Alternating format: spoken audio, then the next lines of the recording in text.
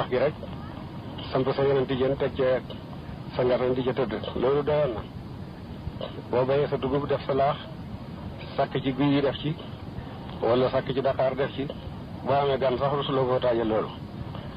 bu ngoon jotee nga def sa cere neen boo ko bëggee ren nga rocc ci xobi garab yi def ci loolu doyoon na dund bu njëkk xam ngeen ne loolu doyul leen léegi dem ngeen weeg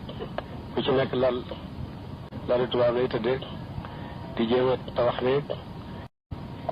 dindi ñax mi di jéem a def seng booy tukki bëgg a war oto bi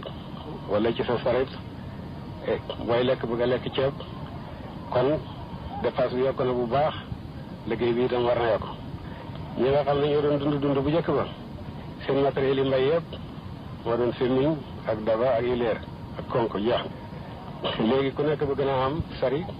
bëgg am ay nag yu koy xëcc wala ay mbaam wala ay fas kon bi nga xamee ne bëgg-bëgg yi yokku na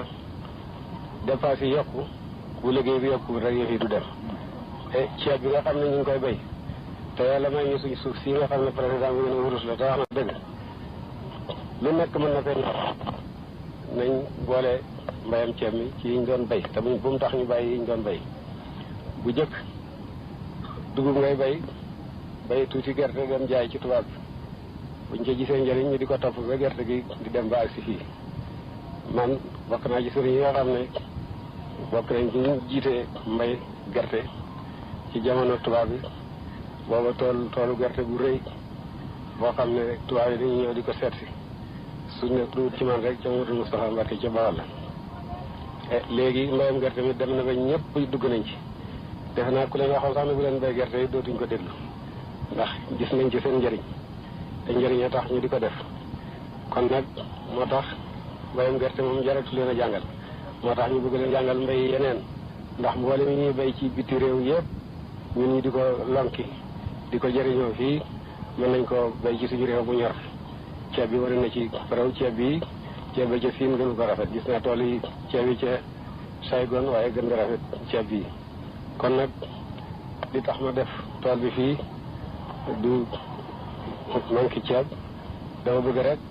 mboolem ku fi teew rek bu déenee na am toolu boppam toolu ceebam te bu mu bàyyi toolu gerteem bu mu bàyyi toolu dugubam et dimbalante gi itam ñu gën koo saxal et l'islam ak gouvernement mën nañoo dimbalante kenn mbokk yi mu ngoog barkeelu baa ngoogu di ay kàdduk Baye Niass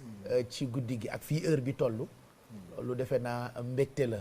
laata oustaz di ci commentaire Cheikh Ibrahim il faut nga am loo ñu yëkkatil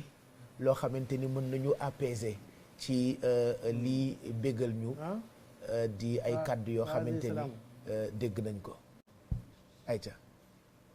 fasihi salaamun minni ilayk